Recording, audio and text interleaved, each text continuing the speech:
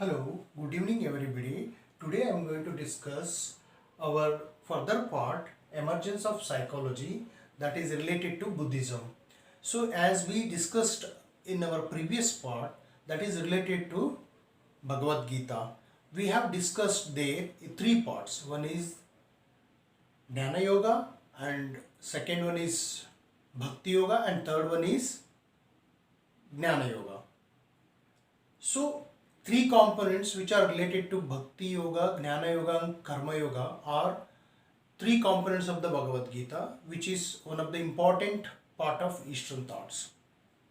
Secondly, we are going to right now discuss Buddhism, as we know that Buddhism is one of the important part of our religious life also and also philosophy. So as we know, the Buddha is famous for enlightenment, and in Indian psychological context, Buddhism play a vital role to understand. So to study Indian psychology, Buddhism is a very important aspect. So generally, I don't want to go detail, as you know that Buddha and Buddhism is very familiar to all Indian people.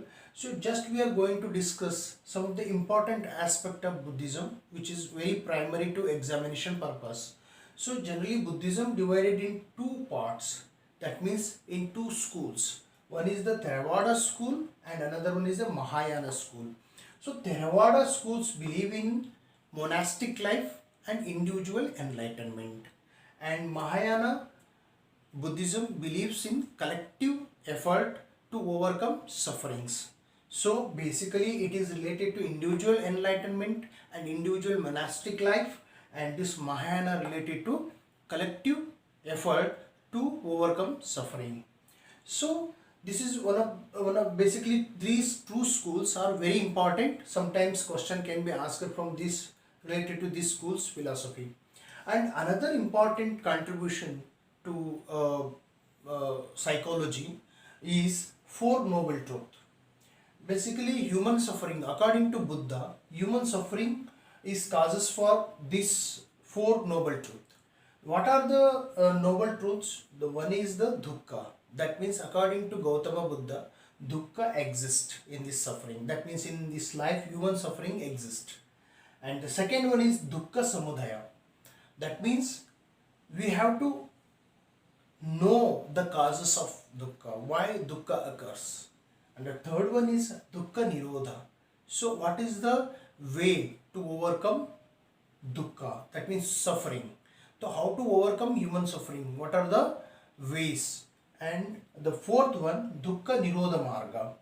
So in this fourth, Buddha talks about the rules and his literature and his way of overcoming the sufferings.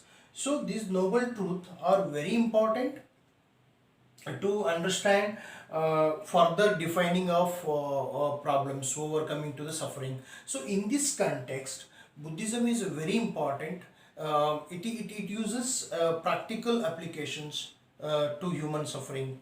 So that context, in our further classes, in forthcoming classes, we are going to discuss Ashtanga Marga of Buddhism, how Ashtanga Marga lead to overcome human suffering. So in forthcoming classes, we will go to detail about this.